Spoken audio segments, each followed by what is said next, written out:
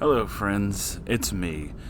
And it's time for a story. Another chapter, actually, of one that I've kind of been waiting for. This is from Reddit user PrestigiousFinger86.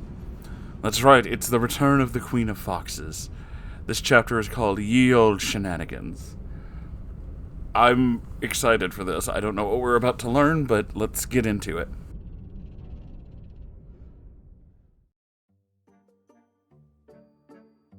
Hello, friends, fellow Celestial Herd members, and of course, the man, the myth, the space unicorn, Moonhorse, except no substitutes. You do a better intro than me. I should have you write my material. Forgive my lateness in typing up the next installment of Foxy Shenanigans, but the last week I was down with a nasty case of food poisoning / some other unspeakable germs left by someone not washing their hands before cooking a rare steak that I foolishly ordered. Yeesh. Ow, hope you're feeling better, dude. While overdone steak is an insult to the culinary arts and the brave cows that gave their all to the cause, I feel it will be some time before I'm ready to have steak again. Personally, I only eat steak if it's barbecued and it's well done. You can fight me, I don't care, because my argument is food poisoning. And I always win that argument. I've also been posted as maid of honor for a friend of mine that started out all well and good, but she's been quickly spiraling into Bridezillaness, which may end up here as its own saga come the start of June. Oh boy. I will be frankly surprised if myself and the coordinator, a mutual friend of mine, are still friends with her when all this is said and done. Wow, that bad, huh? Jeez. While I may have been vomiting so much that I pulled a muscle in my back while listening to bridal meltdowns, it was still preferable than what happened next with the Queen of Foxes. Oh, here we go. As I stated in my last post, I had cut out Lily and her mother Jan when I left for college because a steady diet of drama and toxicity is worse for you than sushi that's been purchased from a gas station in a room temperature food case in Calcutta during a soccer riot. That is a very specific thing. Save this one time. I was home for the summer and I got a phone call from Jan. It turned out that Jan had decided the best thing to do for Lily's dark and mysterious teen angst was to take her out of public school and homeschool her. Oh, I'm sure that went over really well. Which turned out about as well as you can imagine. I can imagine a lot of really bad things. There had, of course, been another blow-up, a la whatever the petty bullshit of the week was. Only there was a twist this time. Oh boy, was there a twist. Seems that Lily had made a new friend while I was gone, someone I knew well, someone that she had called to pick her up, that she would me with the wailing and gnashing of teeth.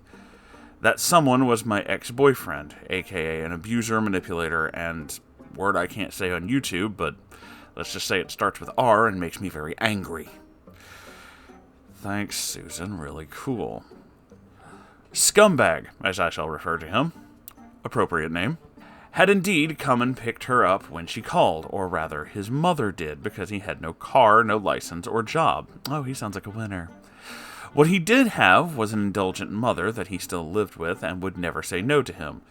Thusly, Jan turned to me once again to see if I could now deal with the situation at age 19. I mean, of course, 2 years is more than enough time to process all of one's trauma and become a qualified counselor, ready for a hostage negotiation, which, with their mutual flair for the dramatic, Jan had made it seem like it was.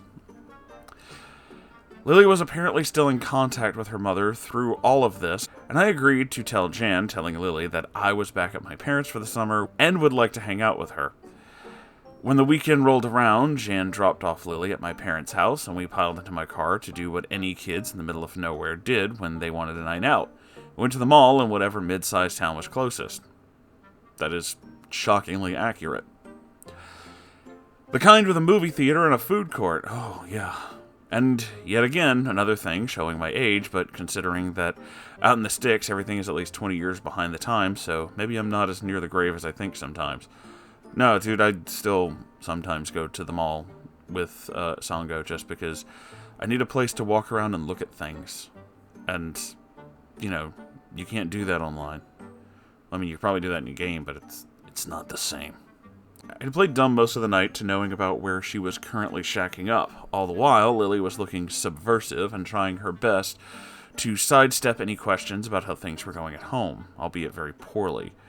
The fact that I can still count for as certain out of that whole evening that I was a far better liar than oh-so-edgy Lily, even though I had mostly grown out of my trenchcoat mafia days, and while I had no longer been wearing trip pants, and I was still partial to some knee-high combat boots and plenty of buckles. I mean, I still wear boots to this day. Combats are really comfortable, don't judge me. And while I was no longer wearing clown white with deep purple lipstick, my eyeliner was still spot on, as was mine.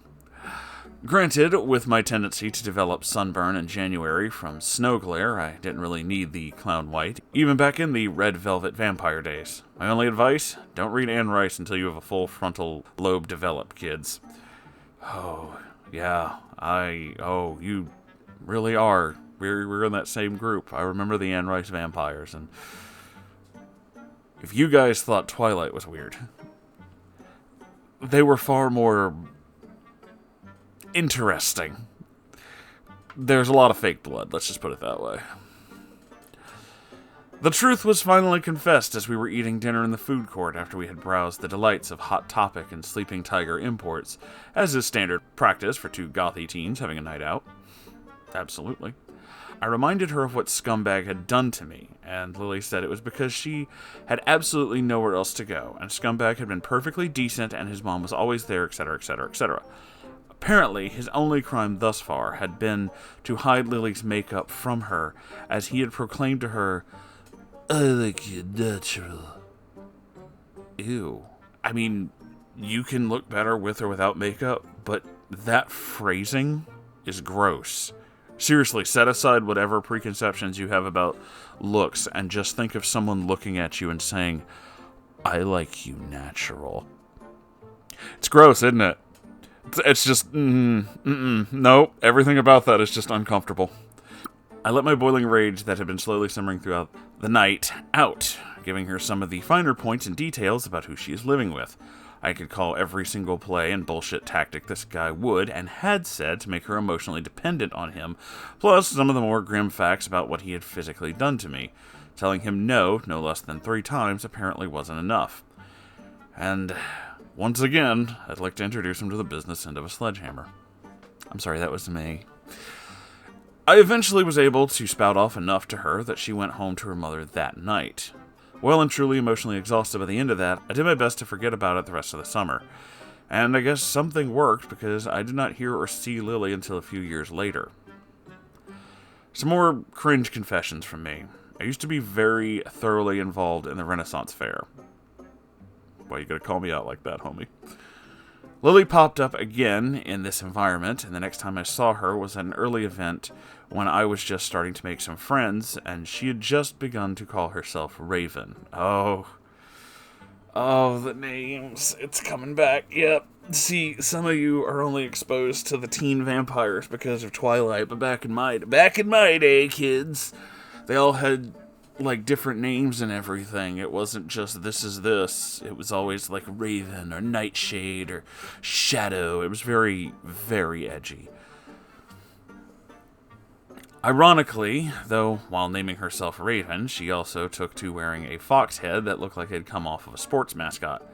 I guess in a proto-furry sort of way. Lily was also starting to get into trouble for wearing nothing but 2 coin scarves, the kind that belly dancers wear with their skirts, around her chest and ass. Oh, that's definitely not enough, no.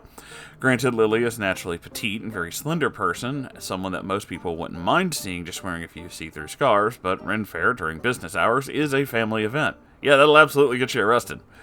Yeah.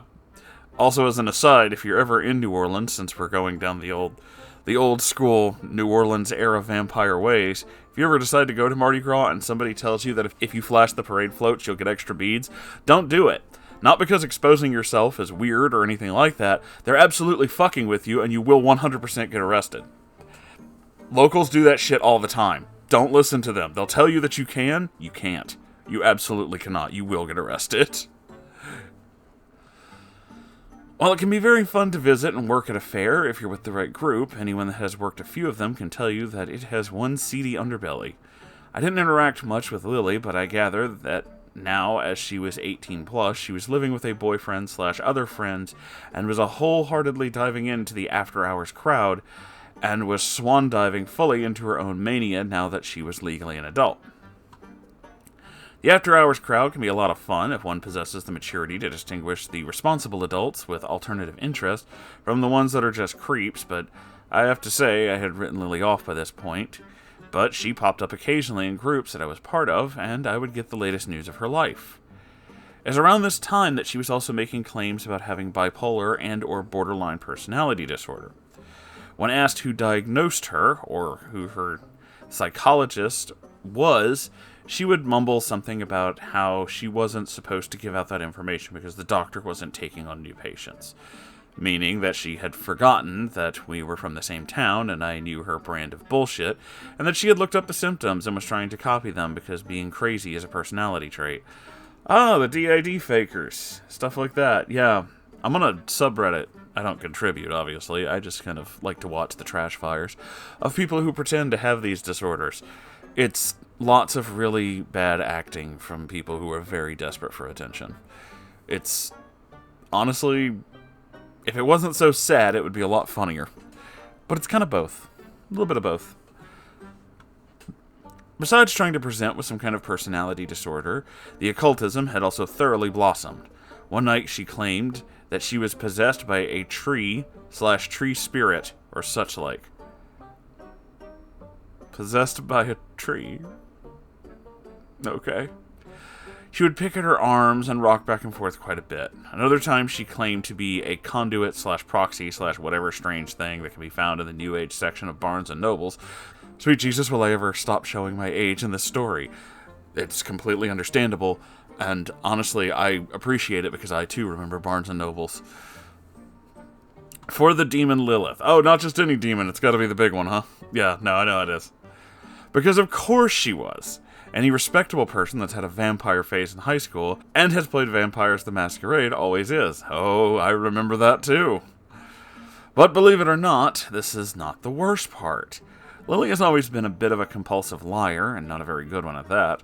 Beside the supposed personality disorder diagnosis, and I'm sorry Moonhorse won't be able to read much of this on YouTube, but she began claiming that she was assaulted multiple times in a given year. I can read certain things, I just have to substitute words. Again, thanks, Susan, really cool. And this is not the kind of affair where a victim is abused and then not believed because of any number of factors, something I have intimate knowledge of. Again, I'm very sorry that you had to go through that. That's really fucked, dude. But so over the top that you would think that a top never existed in the first place. From saying that she had been assaulted by a stranger 3 times in 1 year, she said in a Facebook message to a mutual friend, extremely casually, that she didn't make the deadline for something because she had been assaulted. Sorry, I'm just having a hard time. I was in the parking lot last night about to go home and I got assaulted for the 3rd time this year. Just all the time, just as one does.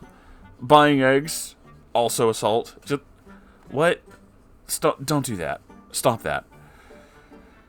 Her piece de resistance of bullshit, claiming that she had been assaulted by no less than 36 men in one night.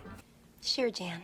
Besides that variable mountain of horse shit that a team of industrial sanitation specialists wouldn't be able to shift, Lily took to claiming to be assaulted by any person in possession of a penis if they were alone with her for more than 2 minutes. Oh, really classy. From places where she had spent the night to a bathroom stall, apparently she just attracted perverts to her. I guess I now know why she wanted to know how I felt with the sexual trauma. That's somehow even scummier. Like she was taking fucking notes. Wow. Just fucking wow. I'm going to assume everyone reading/hearing this will understand the blood-boiling rage that this still induces into me this day. No, not only do I understand it, I fucking feel it. Yep, I'm right there with you, buddy. Fucking wow. Shit like this is why victims of sexual and domestic abuse are not believed and the straw man argument of false allegations exists. Exactly. Needless to say, I thus avoided Lily like the plague, called out all of the shit, and warned my male friends not to get anywhere near lest they fall under her allegations. Fucking wow. Now that I am also thoroughly emotionally exhausted, I think I'll wrap up this section of the story here. Even after cutting her off, there were still doorways that she continued to darken. I guess in the end, she did become that dark and edgy vampire demon that she claimed to be a conduit for, being a parasitical thing that emerged from the darkness to feed on whatever drama and attention she would stir up, till retreating back into the shadows, and then to be let loose on a keyboard.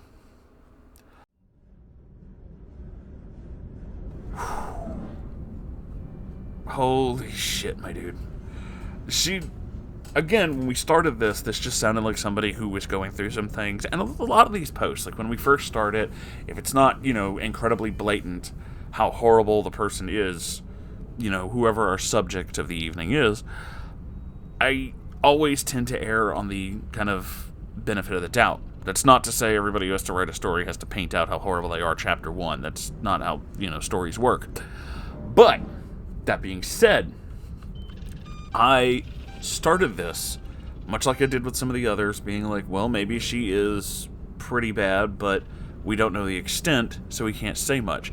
Now that I do know more and more of the extent, yeah, wow, what a fucking loony, what an absolute asshole. Like, just the constant fucking nonsense, the constant, like, all of it, just the fake allegations, the weird meltdowns, the pretending to have disorders, and the fact that she basically studied someone else's really traumatic event to use that as a way of being like, yeah, well, I had something horrible happen 36 times. And it's like, you're a fucking asshole, dude. Like, time period aside, whatever the fuck's going on with you aside, that's a fucking asshole thing to do, and you're just a fucking asshole.